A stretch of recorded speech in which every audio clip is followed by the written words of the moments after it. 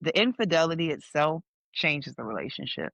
Mhm. It definitely starts to make you question things. And once you start questioning things, even if you go through, and do the work, any little thing, it could happen years down the line. But if it looks like it did when you cheated, I'm automatically, you can forgive, but you're not going to forget. Not something like that. That type of betrayal, it stays with you. It stays with you even if you decide not to continue that relationship and you start another relationship. Mhm. That past betrayal, it's like right up behind your shoulder like, don't forget. Absolutely.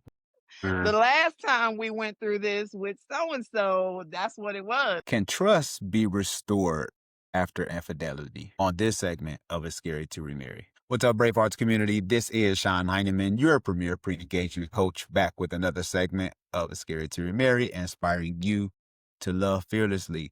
This topic on can trust truly be restored after infidelity is a serious topic, and I have a special guest with us who's going to share her experience and help some of the listeners and viewers as well. She is today's guest. She is the daughter of retired NBA veteran Thurl Bailey and the founder and CEO of The Selfish Brand, a self-care line dedicated to helping women put themselves first.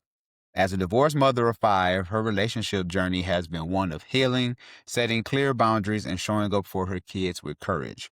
Learning how to navigate single life after divorce is not for the weak, but she's up for the challenge. Brave Arts community, let's show some love to Chonell Monique during this evening. I'm good. How are you? I am good. Thanks again for being a guest. This topic on trust being restored is a topic that I believe a lot of people will want to hear about because a lot of people struggle with that as well.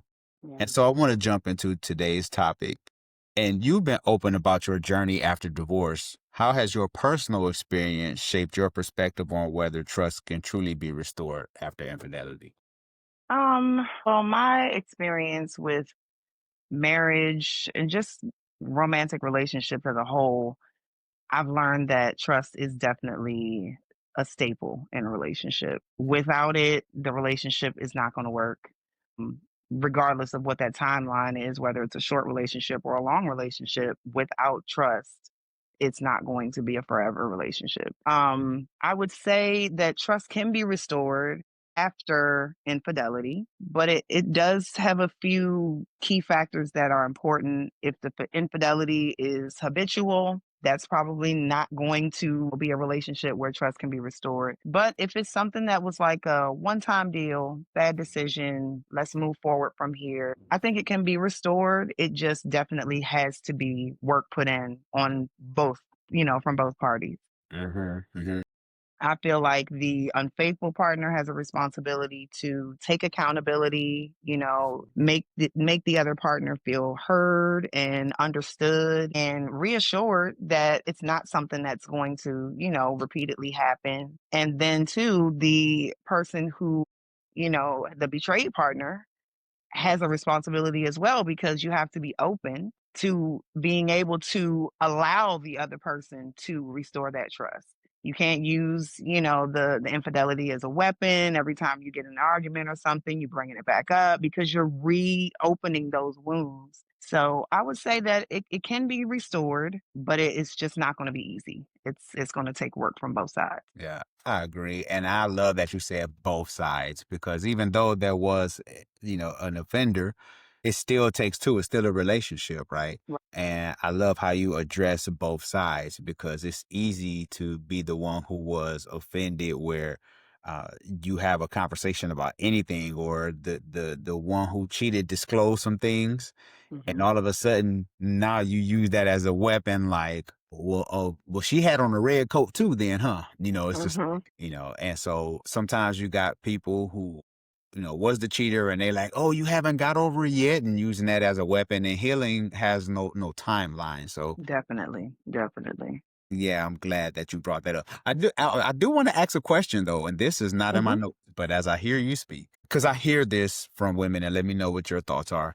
That, like you said, one time thing, right? Hmm. I do believe that that's something that can be forgiven. But sometimes I hear women say too that not so much of the physical cheating, but Emotional. the emotional cheating hurts even more. It does. It does. I mean, I'll say this. It depends on the person because there are people who, the physical connection between their partner and somebody else is something they can't get past. But I would definitely say that the emotional cheating is the most detrimental to the relationship because it becomes you weren't looking for someone else to sleep with, have fun with, or maybe just give you a little something that you're not getting in our relationship. You are starting another relationship. You know what I'm like? You're giving this person a piece of you that, should only be coming to me, or you know what I'm saying? So, and then too, I think that a lot of times in relationships, men are less forgiving than women because, a woman will get cheated on and it's like, oh, guys will be guys. You know what I mean? But she can get to a point where she can work past that. Like, okay, if this is not something that you're doing all the time, we can move past this event. But I don't really know that men feel the same way. I think that betrayal, as far as men are concerned, it's like you did it and it ain't never going away. Yeah, you have a point. I don't know too many. I mean, I have seen men forgive their wives of infidelity. I have seen that. But that road to recovery is that much Treacherous. harder. Yeah, because men, for some odd reason, we think we own the person we're with, right? We think we own you. It's like you're still your own person. Was the infidelity wrong? Yes, it was, but you don't Right. own that person. You gave away it's just like Right. yours? Really? Yours. You met me before y'all were together, that Right. so yeah, but Yeah. and then that's a episode within itself. I don't want to get too far off track. And so, as a mother of five, how did you balance the emotional weight of betrayal while still showing up for your children? Well, I really didn't. I kinda took the hurt and I buried it deep down because I had a job as a mom to do. I would go throughout my day, do everything I needed to do for the kids, get them where they needed to be, help with homework, whatever the case may be. And then at the end of the night, when I put my kids down to sleep and the house was quiet, then I would run myself a bath and I would go in the bathroom and lock the door and just cry in the tub. And it got to a point where I did that for so long and not addressing the pain that I had from this betrayal that it started to like eat away at me. Like I started having panic attacks and anxiety attacks. And it just got to a point where I was like, okay, maybe I need to reach out to somebody with some letters behind their names because this is just not healthy.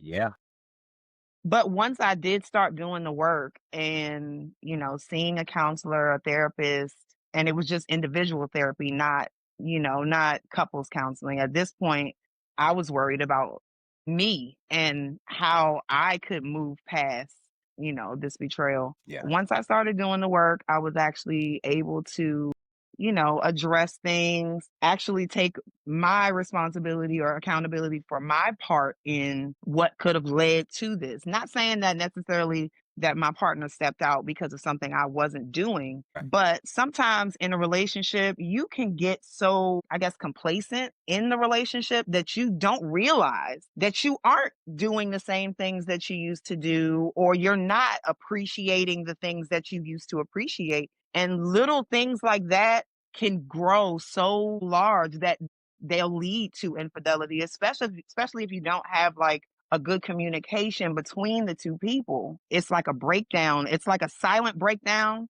and then the infidelity itself is like the catalyst to all of that. So, but I mean, I definitely did therapy. I actually still do therapy. It just takes a lot out of you because it changes the it changes the relationship itself. Like Yeah, everything that you knew this person to be or not to be, now you question everything. You question, was it something that I didn't do? Was it something wrong with me? Am I not enough? Does he really love me? It's just like all of these things, start going through your head. And if you're not able to focus on those things and break those things down, compartmentalize those things and tackle them one by one, you'll get buried in it. yeah, yeah. Because the hustle and bustle of everyday life, just the regular everyday stuff that you're doing in and out for your kids, for your spouse, Mhm. all those different things. Marriage can become mundane. You're doing the same things, right? I think something because you said a lot that I think that is can really be broken down. Like you said, you get used to the person that you're with. And I'm learning over time because I was married 15 years before I went through a divorce. And one thing I know where I screwed up, and there's some other areas I screwed up. I didn't step out because I know some people be asking me, did you cheat? No, I didn't cheat. But there were some things that I know I could have definitely done better. And one of those things was not paying attention to my wife, like knowing when she changed. Because you can be married to one person, but they change in stages. And so if what they used to like 5 years ago, they might not like anymore. Right. So I wasn't aware of seeing those changes in her life. And so I'm still thinking of her as like the same person that I married, or at least I Mhm. wanted her to stay that same person. And she was changing, and that caused a rift because I wasn't up to date and having those conversations like, so, what's going on in your life now? That whole kind of thing, and not paying attention. And so it's easy to get off track and think that that person is still the same when they changed. Yeah, definitely. And we get into a mindset also, especially after marriage, that we're married. This person's not going anywhere, Mm, So whatever happens, I mean, they're not going anywhere. This is for life. You know what I mean? I mean, it's supposed to be, yeah. but that's like it's an issue because you get so used to it that you start to take it for granted. I seen or maybe it was a podcast I was listening to, I think, but a therapist was talking about how infidelity can, and I'm not suggesting cheating, but she was saying how infidelity can help kind of put your marriage in perspective. Oh, like this really can happen. And it changes the perspective. Like you say, we get comfortable, but if you do take that person back after infidelity, it's like, You ready to step your game up because I yeah. don't want this to happen again. I don't want to drop the ball again. Mhm. I mean, I've heard that as well. Mhm. I've heard that, it can be like a wake up call and you realize it's almost like falling asleep at the wheel. You realize, oh, let me get back to what I was doing at first to get this person to keep this person. Mhm. But a lot of times it does take something that is drastic or traumatic to do that. Unfortunately. And I'm learning this over time that I say please and thank you to my wife. We're going on 8 years this year. Congratulations. Remarried, right? Remarried. Thanks. But I'm learning to say thank you and please, even though those are basic things that we learn from our parents. But it's like, why not say that to your spouse? We say it to Hmm. everybody else. And it helps me to be like grateful. And it also expresses to her too, like, oh, okay, he's being thankful for what he have. But it's those small things that can really make change. Definitely. Definitely. When betrayal happens, do you believe trust is ever fully rebuilt, or is it more about creating a new kind of trust? So I do think that it's creating a new kind of trust. And the only reason why I feel that way is because the infidelity itself changes the relationship. Mhm. It definitely starts to make you question things. And once you start questioning things, even if you go through, and do the work, any little thing, it could happen years down the line. But if it looks like it did when you cheated, I'm automatically, you can forgive, but you're not going to forget. Not something like that. That type of betrayal, it stays with you. It stays with you even if you decide not to continue that relationship and you start another relationship. Mm. That past betrayal, it's like right up behind your shoulder like don't forget Mhm.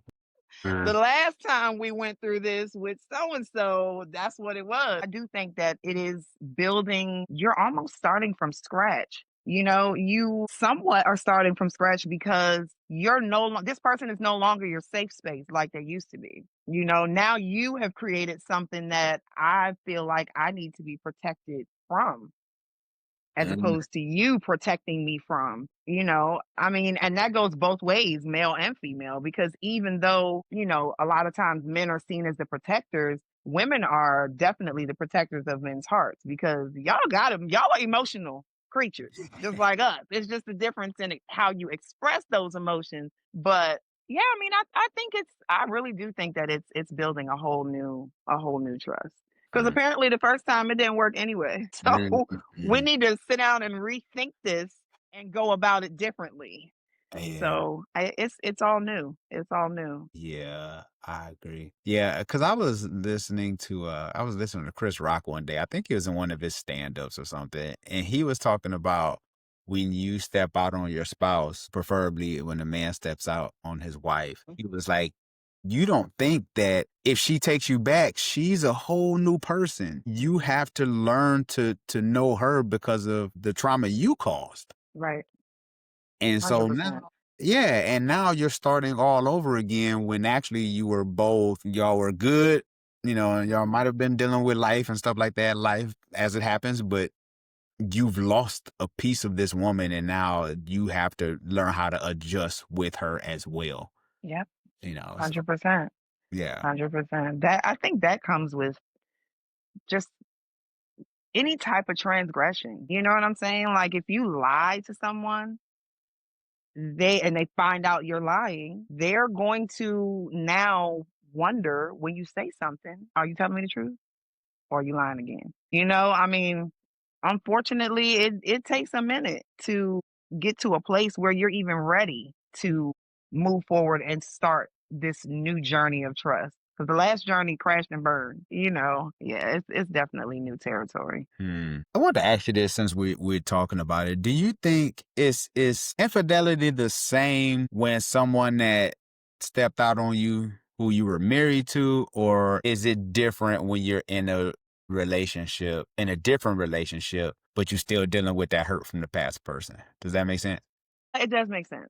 Okay. Which one is I think it depends on everybody's view of marriage and the relationship because some people view a monogamous relationship as a marriage without the marriage certificate, pretty right? much. And then when you go talking about like people who are overly religious, then the Bible says so. I really think that it's relative to the relationship. I definitely feel like I took it I guess I'll say I took it harder in marriage because it's like in a relationship, we are agreeing to be together. Yeah. In a marriage, we're agreeing to be together forever Yeah. through thick and thin. Everybody vows for Yeah. better or for worse. So it's like, when you're married, I think it hits different. I think it hits different. When you get into a relationship, even if you're getting into a new relationship after you have experienced infidelity from a partner, I think if that person knows that you've experienced infidelity, they can kind of gauge how they need to handle that. You know what I mean? And kind of give you some grace because you have had this trauma before. So being that I know you've experienced this trauma, I'm going to move differently. But still I still think that it's hard when it's a marriage. Yeah. Especially because it's more difficult to get out of. Like if you decide that you're not going to forgive, it's a lot. You got to wait a whole year before you can even say I don't want to be with this person anymore. You know what I mean? Yeah. Yeah. Tough. So yeah, it is. It's tough though. Yeah, I can imagine that's oh my god. Is how do you respond to people who say once a cheater, always a cheater? Uh, that's the famous line. Everybody Right. says that. My grandmama told me that, and I didn't listen. Don't agree Okay. that once a cheater, always a cheater. I do feel like I let people feel however they want to feel because once a cheater, always a cheater is definitely a matter of opinion. Yeah. And if that's how that person feels, then, I mean, that's how you feel. I don't feel that way because I feel like for a number of reasons. Number one, people can change. If you marry somebody at 24, they're probably not the same person at 34 that they were at 24. You know what I'm saying? They've learned some different things. They've matured some, hopefully. They want different things out of life. But I do feel like once an opportunist, always an opportunist. And I'll explain. When you are in a monogamous relationship or a relationship that you have agreed is going to be monogamous, if you are looking for the opportunity to step out, it's going to present itself. But on the flip side, If you are looking for the opportunity to continue to strengthen your relationship and keep your eyes focused on that, then that opportunity will present itself. So it really is just a matter of what those two people want. If you really want your relationship to work, you're going to do whatever you got to do. Stay away from whoever you got to stay away from, not be a party to whatever you used to be a party to keep that from being an opportunity. Yeah. Yeah. I love that. Yeah, that's good. Yeah, not putting yourself in situations. And you have to be there's a certain level of self-awareness that you need to have Mhm. to know like I'm weak in this kind of area or I know how I like I know how I like my woman or I know how I like my man, so Mhm. it's like no, I'm gonna stay away from them because I can be having 'Cause that means trouble. yeah, yeah, off day and they say the right words to me and Yeah. because I don't think anyone is above it. No, no. I don't put anything past anyone at this point. Yeah. Yeah, I hear you. Because and I'm learning this over time. Like a lot of people don't value trust until it's broken. When it's broken, all of a sudden it's like you can't forgive me. It's like, but you broke the Mhm. trust. Mhm. It's a key component to a marriage. And so like to break that and I kind of like a honor that my wife trusts me. And it's like I don't ever want to do anything to break that trust. She's like, I Right. you and I'm just like, oh, so amen to that. I don't Right. that. If you could give one piece of advice to someone currently trying to rebuild trust after infidelity, what would it be? I would say do what is best for you. And when I say you, I just mean you. A lot of times we get into a relationship and we start thinking what's best for us. Yeah. Sometimes what's best for us is not what's best for me. Sometimes what's best for us is not what's best for him. When you get to a point of being in a relationship and you start to either lose yourself or lose sight of the things that you want, or you start packing away those things that you want. I'm not gonna mention it because I just want to keep the peace. Mm, Or I don't want to argue. That's what leads to things like infidelity, I think, because you're functioning with a mindset that your partner knows something that you haven't told them. I would say do what is best for you. And if what's best for you is what's best for the relationship and what's best for him is also what's best for the relationship, then the two people will put what they have, everything they have into making it work. But at the end of the day, if you're doing something that's best for somebody else and not necessarily what's best for you, it's never going to stick, you know? You're mhm, always going to get to a point of resentment or, a point of, well, you should have known this, mhm. but I didn't tell you. So how would you know? I'm from at this point in my 40s, Yeah. I'm choosing me. Now, if that means that we can be friends, but we can't be together, then that's what it means. But I am no longer putting myself to the side so that you're happy or so that we don't have these hard conversations or, Mhm. even disagreements. I mean, every relationship needs to have them because you need to know where your partner stands on something and they need to know where you stand. And sometimes y'all not going to be standing side by side, Mhm. but I definitely would say choose you. If the relationship is supposed to happen, it's gonna happen. Everything will come together and you all can do the work together, but I just don't choose nobody else and what's better for that person. Yeah. Unless you have kids. And then sometimes you have to consider what's best for the kids. Because sometimes, what's best for the kids may not be what's best for the relationship. Yeah, because I remember going through my divorce and I remember telling our kids we had a blended family. We had a kid together and she had a son before we were together. And Mhm. we were in the living room and I was telling her, I said, and your mom gonna separate. We're not gonna divorce, but we just need some time apart. And my daughter, she just bust out crying. And I was just like, man, I knew this was coming. But Yeah, the thing was, I knew that the marriage wasn't going to work because we were at odds, and I knew it wouldn't be good for the kids. right, right. They would see more dysfunction than love, and so Yeah, been there. yeah, yeah. So when people be like, "Stay for the kids," I'm like, "Mm-hmm." Right. Yeah, Yeah, because they definitely, even if they don't hear you argue or see you at odds, people don't give kids credit. They don't. because they're very observant, and they will see the little disconnect where you used to, when you came in the kitchen, you used to hug mommy and give her a kiss, and now you don't even speak. You know Mhm. what I mean? They pick up on that. So yeah, staying for the kids can definitely do more harm than good, Yeah, those but you just they they are. And then they take that into their relationship life when they get older. So, because that's what they saw. So this is how relationships look to them. Yep. Yep, it is Yeah, comfortable. It's like, okay, this I've seen this since I was 9. Okay, so exactly. now I'm an adult. Yeah, this is interesting topic. Love it. I mean, the infidelity piece, like I said, a lot of couples Yeah, they struggle with it, they go through it. And so I'm glad that we were able to have this conversation and be able to help someone in this process. I do want to take a moment from our sponsor at Love Fearlessly, the 30 card intimacy deck that my wife and I created. We put our heads together and thought about some things that, like, what are some great questions that you can ask on a date night or if you're married? Because again, you can be married and still not know your spouse. You're like, oh, I didn't know yeah, that you like that, So exactly. this is for no matter the stage of your relationship that you're in. So Chanel, I want to ask you one of the questions from the deck. Okay, Okay. let's get into Okay. it. How did you manage hurt and disappointment growing up?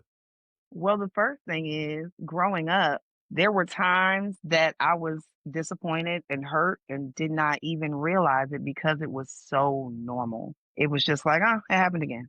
It wasn't until I would say probably around my teenage years that I realized that I didn't really process hurt and disappointment well. And even into my adult years, my young adult years, like I said, I would just kind of, pack it inside. Nobody knew. Keep it. Don't let anybody see you sweat. That's what I was, Mhm. how I was raised. Yeah. And it literally will change you as a person because you start to expect somebody to hurt you and to disappoint you. And when that happens, people start to hurt you and disappoint you because you haven't put up any boundaries or anything. And you just like an open wound, just letting things in. Hmm.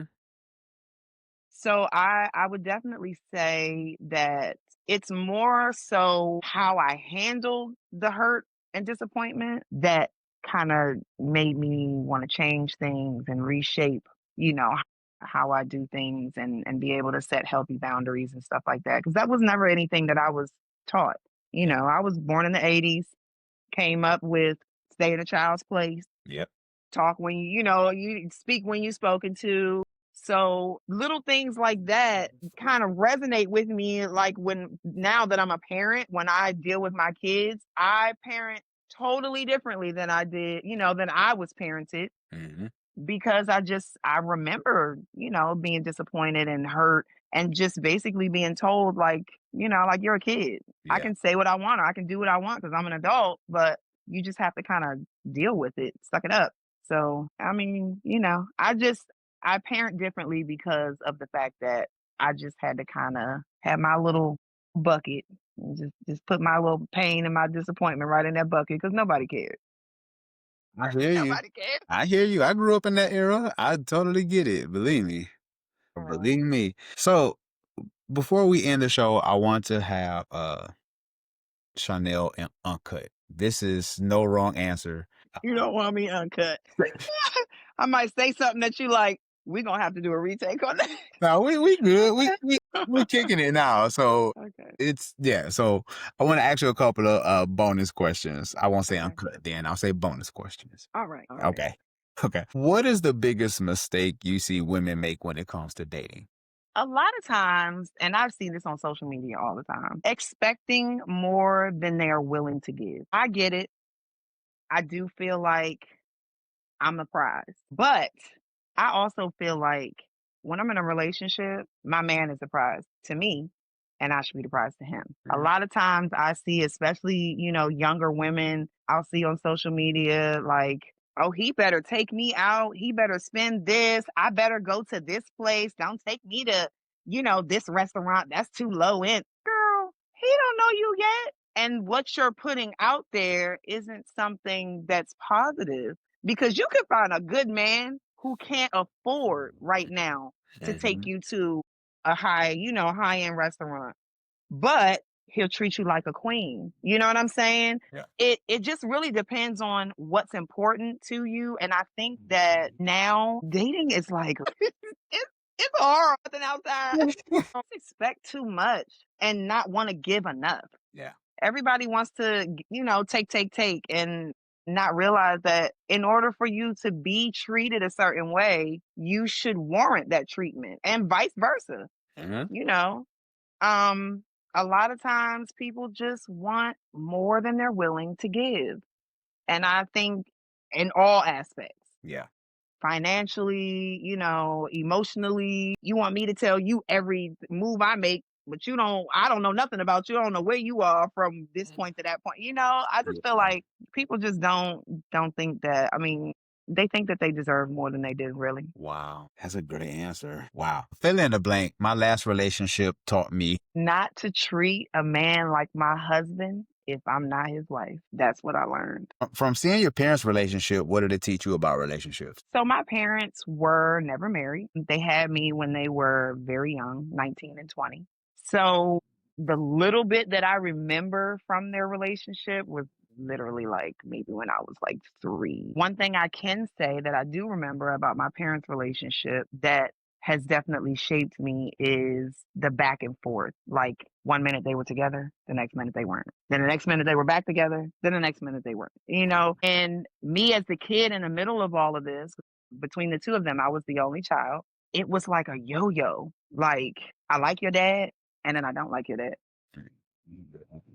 Yeah. Back and forth. And I really think that shaped me as far as relationships are concerned. Like, I don't want that. Like, if we can't be together, Yeah. then we not gonna be together.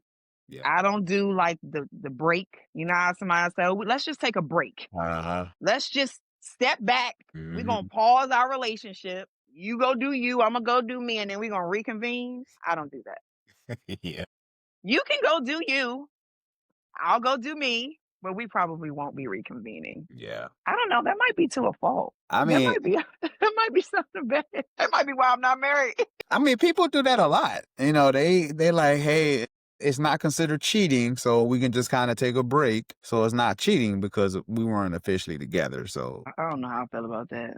I hear you. It's common though, Oh, but that you talking to somebody, and so we took a break, right? And so when we got back together, I'm like, oh my God. Mhm. That's another episode for another Yes, time. it is. Who makes a better spouse? Someone never married or someone divorced? Ooh. So better spouse. I'm going to say I'm a little biased. Someone who is divorced Okay. because you don't necessarily know what to expect from your next partner, but you know the mistakes that you made and the boundaries that you didn't set in your previous relationship. Whereas a person who's never been married has to learn those things.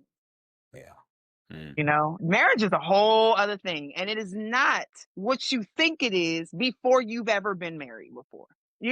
We see the wedding and the engagement and all the smiles and the I love you and I want to be inside of your skin, but we don't see that I really can't stand you, but I gotta sleep next to you tonight. you know, On the opposite ends of the bed. Y'all not touching. You don't even know they in the like bed. Backs up against each other. yes, like I want to turn over, but I don't want to look at you tonight.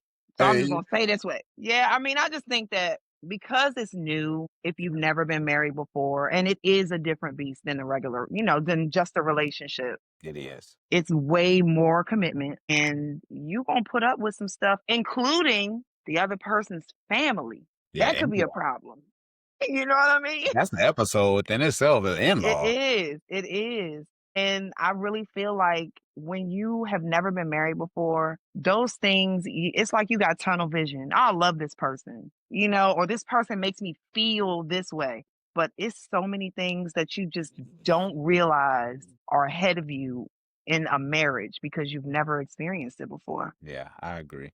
I'm a little biased myself. I think it do, especially if you learned from the first, marriage. Like, okay, this Right. is where I screwed up. So what's harder for you to say? Is it A, I apologize, B, I need help, C, I love you, or D, I was wrong? For me, it's probably I need help. And I know that actually was one issue that I realized that I had when I started going to therapy because I wouldn't ask my ex-husband when we were together. I wouldn't ask him to do certain things. And it wasn't necessarily because I didn't think he would say yes. It's just because I was so used to having to function on my own. That was one of those things that I kind of learned was like a defense mechanism because if I don't ask you to do it, then you can't forget to do it or not do it or don't do it right. And now I'm disappointed or I'm hurt. Yeah. I'm just going to do it. Yeah. And then it gets done. I'm not bothering you with asking you to do it. And you haven't been able to disappoint me. But a lot of times that takes away the responsibility that a person feels they have in the relationship with you. And it's just like you just going off doing things on your own. What you need me around for? Yeah. So yeah, I'm learning to ask for help. I'm Yeah. still not great at it. I'm still not great at it. Yeah, because it helps empower that other person as well, especially if they're more of like a servant. They like really want to help you. It Mhm. empowers them, and if you don't ask for any help or anything, like you said, you're like, well, what am I doing here then? Right. And that can be detrimental to a relationship. Last question: is it easier to love yourself or someone else? I think it's easier to love someone else Why? because when you love someone else, you get to see from outside their flaws, their strengths, and you get to make an informed decision on how you move forward with that. But a lot of times, there are things within us that we don't see. It's kind of like the reason that maps are printed so that you're not trying to navigate standing on the map. It'd be much more difficult to figure out how to get from Maryland to Florida if you standing on the map. You can't even see Florida if you standing on the map. But if Yeah, you hold it outside of you, you can see this is how I need to go. This is where I need to navigate. I think it's easier to love someone else because you don't have to face those weaknesses within you or the traumas that you've experienced that you have to heal through. I don't think that it's unfortunate, but I don't think that a lot of people love themselves to the capacity that they should. yeah, I Because agree. it's just easier to just let it go. I've been doing this all these years. Why I need to revisit that? But that's a part of you that needs to heal. And in order to fully love yourself, you gotta heal all the broken parts. So Mhm. yeah, it's easier to love somebody else. Especially because they loving you back. So you Oh, get like that gratification of yeah, love him and he loved me too.